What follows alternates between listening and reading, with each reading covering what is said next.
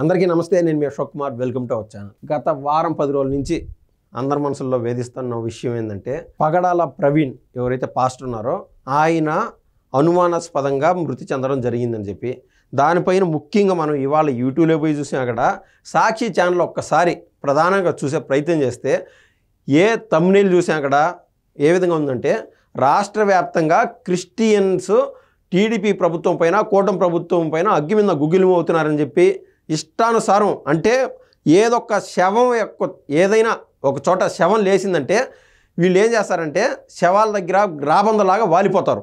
So ఒక శవం కనిపించిందో లేదో ఆ స్పైడర్ సినిమాలో విలన్ మాదిర అక్కడ వాలిపోయినటువంటి YCP cadre Christian community versus కూటమి ప్రభుత్వం ఈ విధంగా తీసుకొచ్చే ప్రయత్నం చేశారు. ఈ ట్రాప్లో సాక్షాత్ కేఏ పాల్ కూడా పడినాడంటే ఇంక అర్థం చేసుకోండి వైసీపీ యొక్క విష ప్రచారం ఏ విధంగా ఉంటుందో.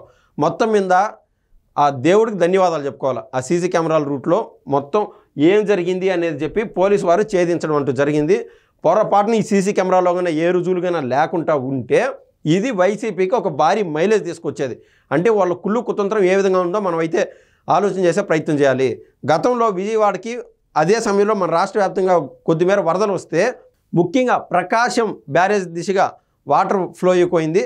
ఆ సమయంలో పడవల్లో ఇసుక పెట్టి ఆయన నందిగం సురేష్ మాజీ ఎంపీ ఆ ప్రకాశం బ్యారేజ్ కూలిపోవాలని చెప్పి చేసిన ప్రయత్నం, అంటే తద్వారా కృష్ణా జిల్లా మొత్తం మునిగిపోతుంది అని చెప్పి వాళ్ళు చేసిన ఏదైతే కార్యక్రమం ఉండాదో అది రాష్ట్ర ప్రజలు ఇప్పటికీ మర్చిపోరు. ఇప్పటి నుంచైనా రాష్ట్ర వ్యాప్తంగా ఉన్నటువంటి ప్రజలు చాలా అప్రమత్తంగా ఉండాలా. వీళ్ళు చేసే పని ఏ విధంగా ఉందంటే, రేపు నిజంగానే ఒక పోలీస్ వ్యవస్థలో ఏదన్నా చిన్నపాటి లోపాలున్నా ఇటువంటి విషయాల్లో వాళ్ళు ఛేదించలేకపోయినా కూడా రాష్ట్ర ప్రజలు కూటమి ప్రభుత్వంది తప్పు లేదనుకునే విధంగా వైసీపీ చేస్తున్న విష ప్రచారం ఉంది. ఇకనైనా ఏదైనా నిజాన్ని నిజంగా మాట్లాడాలని చెప్పి సాక్షికి అయితే నేనైతే సూచన చేస్తున్నా. ఇప్పుడు స్ట్రైట్గా విషయం లేకపోతే అసలు పగడాల ప్రవీణ్ గారు ఎలా మరణించారు అనేది మనం ఒకసారి చూసే ప్రయత్నం చేద్దాం. ప్రయాణానికి పక్కాగా ఏర్పాట్లు చేసుకున్నాడు. హైదరాబాద్ నుంచి ప్రవీణ్ పక్కడ్బందీ ఏర్పాట్లతో బయలుదేరారు. తలకు జావా కంపెనీ హెల్మెట్, కాళ్లకు తెలుపు రంగు బూట్లు, బుల్లెట్ వెనక ఒక బ్యాగ్ పెట్టుకున్నారు. విజయవాడ చేరే లోపు అనేక చోట్ల ఆగినా ఎక్కడా హెల్మెట్ తీయలేదు. విజయవాడ చేరుకున్నాక రామవరప్పాడు రింగ్ రోడ్డు సమీపంలో పడిపోయారు. ట్రాఫిక్ ఎస్ఐ సుబ్బారావుకు ఆయన ఎవరో తెలియదు. బుల్లెట్ హెడ్లైట్ పగిలిపోయి వైరుతో వేలాడుతూ ఉండడం, సేఫ్టీ రాడ్లు వంగిపోవడంతో చేతులకు కొట్టుకుపోయినట్టు గాయాలు ఉండడం, హెల్మెట్కు సొట్టపడడంతో వీడియోలు ఫోటోలు తీశారు. ఆ రోజున బుల్లెట్ పై నుంచి పడిపోయిన వ్యక్తి ఎవరో తనకు తెలియదని, హెల్మెట్ ధారణపై అవగాహన పెంచడానికి ఫోటోలు వీడియోలు తీశానని అధికారులు ఎస్ఐ సుబ్బారావు అయితే వివరించారు. మొత్తం మీద ఆ ఫోటోలు కూడా ఎందుకు తీశారంటే హెల్మెట్ ధారణపై అవగాహన పెంచడానికి ఫోటోలు వీడియోలు తీశారు. మనకి ఎక్కడైనా సరే చిన్నపాటి యాక్సిడెంట్ జరిగినా, లేకుంటే కాలేజ్ పిల్లలకి కౌన్సిలింగ్ ఇవ్వడానికి ఇటువంటి ఫోటోలు తీసుకుంటూ ఉంటారు. అందులో భాగంగా ఆయన ఫోటోలు అంటే తీయడం జరిగింది. విజయవాడలోని రామవరప్పాడు రింగ్ రోడ్డు వద్ద ప్రమాదం తర్వాత అక్కడే కూర్చున్న ప్రవీణ్, అది వాళ్ళు తీసిన ఫోటోలు. మొత్తానికి ఏం జరిగింది అది చూసే ప్రయత్నం చేద్దాం. ఆ 4 గంటలు విజయవాడలో ఏం జరిగింది? పాస్టర్ ప్రవీణ్ మృతి కేసులో వీడుతున్న చిక్కుముళ్ళు. విజయవాడ రాకముందే ఒకసారి రోడ్డు ప్రమాదం, రామవరప్పాడు రింగ్ రోడ్డు సమీపంలో రెండో ప్రమాదం. మద్యం మత్తులో వాహనం నడపడం నేరమని పాస్టర్కు ట్రాఫిక్ ఎస్ఐ సుబ్బారావు కౌన్సిలింగ్ ఇచ్చారు. సీసీటీవీ ఫుటేజ్ను స్వాధీనం చేసుకున్న పోలీసులు. పాస్టర్ ప్రగడాల ప్రవీణ్ అనుమానాస్పద మృతి కేసులో ఒక్కో చిక్కుముడి వీడుతోంది. విజయవాడలో ప్రవీణ్ 4 గంటల పాటు ఎక్కడున్నారన్న ప్రశ్నకు సాంకేతికంగా ఆధారాలు అయితే దొరికినాయి, పోలీసులు సేకరించారు. రాజమహేంద్రవరం చేరుకోవడానికి ముందు ప్రవీణ్ విజయవాడలో ఆగినట్టు ఏలూరు రేంజ్ ఐజీ అశోక్ కుమార్ వెల్లడించిన విషయం తెలిసిందే.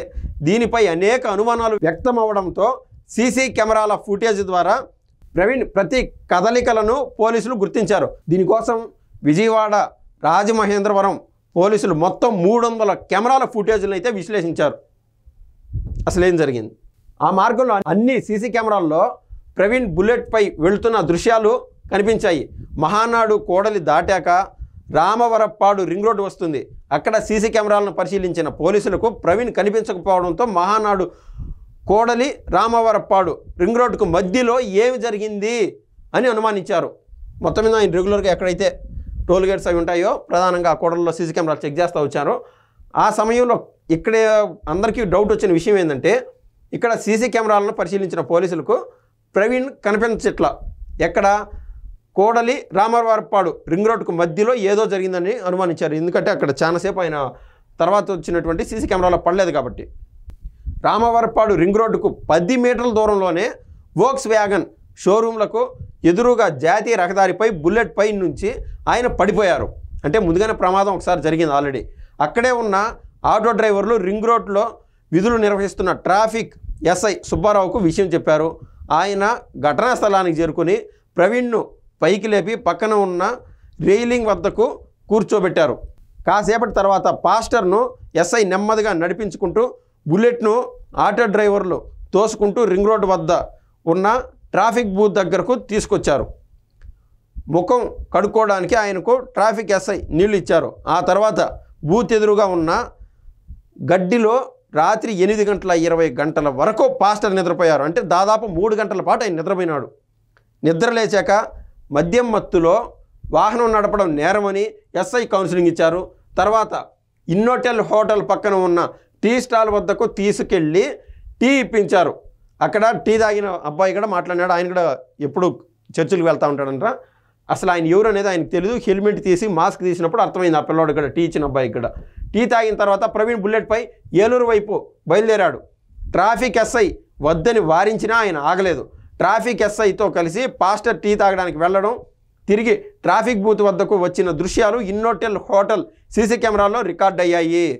టోల్ గేట్లు దాటుకుని ఏలూరు చేరుకున్నాక అక్కడ టానిక్ వైన్స్లో మద్యం కొని 350 రూపాయలు ఫోన్పే చేశారు. ఈ సీసీ కెమెరా ఫుటేజ్ని కూడా పోలీసులు స్వాధీనం చేసుకున్నారు. పాస్టర్ ప్రవీణ్ ఈ నెల 24న ఉదయం 11 గంటలకు హైదరాబాద్ నుంచి బయలుదేరిన విషయం తెలిసిందే. అదే రోజున మధ్యాహ్నం సమయంలో కోదాడలోని మద్యం దుకాణంలో అక్కడ 650 రూపాయలు, ఇది ముందు 650 రూపాయలు పెట్టుకున్నాడు. మళ్ళీ 350 రూపాయలు పెట్టి మద్యాన్ని తాగేదానికి ఆయన మద్యం అంటూ పుచ్చుకోవడం జరిగింది. 650 రూపాయలతో మద్యం సీసా కొనుగోలు చేసి ఫోన్పే ద్వారా చెల్లించారు. ఎన్టీఆర్ జిల్లాలోకి ప్రవేశించడానికి ముందే ప్రవీణ్ మద్యం తాగినట్టు అనుమానిస్తున్నారు. సరిగ్గా కంచికచర్ల పరిటాల మధ్య అదుపు తప్పి పడిపోవడంతో బుల్లెట్ హెడ్లైట్ పగిలిపోయింది. సేఫ్టీ రాడ్స్ వంగిపోయాయి. ప్రవీణ్ చేతులకు గాయాలయ్యాయి. అక్కడ నుంచి గొల్లపొడి చేరుకున్నాక తర్వాత బంకు వద్ద పెట్రోల్ పోయించుకున్నారు. అప్పటికే ప్రవీణ్ మాట్లాడలేని పరిస్థితిలో ఉన్నట్టు బంకులోని ఉద్యోగులు పోలీసులకు తెలిపారు. బంకుకు రాగానే ఎంత పెట్రోల్ పోయమంటారని సిబ్బంది అడిగితే ప్రవీణ్ 8 వేళ్లు చూపించారు. 800 రూపాయలు పోయమంటారా అని సిబ్బంది మళ్ళీ ప్రశ్నించగా ఆయన అడ్డంగా తలూపారు. 8 లీటర్లు పోయమంటారా అంటే అవునని సంకేతం ఇస్తూ తల పైకి కిందికి ఊపారు. దీనికి సంబంధించిన డబ్బు 872 రూపాయలు ఫోన్పే చేశారు. అప్పటికే ప్రవీణ్ చేతులపై కొట్టుకుపోయినట్టు గాయాలు ఉన్నాయని, బుల్లెట్ హెడ్లైట్ ఊడిపోయి ఉందని బంక్ సిబ్బంది వివరించారు. దీనికి సంబంధించిన సీసీటీవీ ఫుటేజీ పెట్రోల్ బంక్ నుంచి పోలీసులు స్వాధీనం చేసుకున్నారు. ఆ తర్వాత ఆయన జాతీయ రహదారిపై Durgagudi flyover, Rajiv Gandhi park, Pandit Nehru bus station మీదుగా బెంజీ సర్కిల్ 2వ ఫ్లైఓవర్ ఎక్కి మహానాడు జంక్షన్కు చేరుకున్నారు. 24వ తేదీ సాయంత్రం 4:40 ప్రవీణ్ గొల్లపూడి పెట్రోల్ బంకు చేరుకున్నారు. 5:13 మహానాడు కూడల్లో జాతీయ రహదారిపై సీసీ కెమెరాల్లో కనిపించారు. 5:30 పోలీసులు రామవరపాడు రింగ్ రోడ్ వద్ద ట్రాఫిక్ బూత్ వద్దకు తీసుకొచ్చారు. 5:30 నుంచి 8:20 వరకు మనం మాట్లాడుకున్నట్టు 3 గంటల పాటు ఆయన నిద్రపోయినాడు. మళ్ళీ ఇక్కడ 8:47 రామవరపాడు రింగ్ రోడ్ నుంచి ఏలూరు వైపు బయలుదేరాడు. సో మనకు చూస్తే అర్థమవుతుంది, ఓవరాల్ ప్రతిదీ పోలీసు వాళ్ళు ఈ కేసు నుండి ఛేదించేశారు. సీసీ కెమెరాలన్నీ బయటికి తీసేశారు. ఆయన ముఖ్యంగా చనిపోవడానికి కారణం మద్య మత్తులో బండి నడపడమే. ఒకసారి బండి పడిపోయింది. బండి పడిపోయిన కూడా పూర్తి స్థాయిలో బండి డ్యామేజ్ అయినా కూడా బయలుదేరాలని చెప్పి మళ్ళీ మధ్య ఇంకోసారి పుచ్చుకొని మరీ బయలుదేరినాడు. అది ప్రమాదపు శాతము. ఆయన స్వయంకృతాపరాధంతో ఆయన స్వయంగా చేసుకున్న తప్పులో ఆయన మరణించడం జరిగింది. దీనిపైన మతాల మధ్య చిచ్చులు రేపే విధంగా వైసీపీ వారు కానీ ఎవరైనా చేస్తే ఆ దేవుడు కూడా క్షమించడు. దయచేసి గుర్తుపెట్టుకోండి.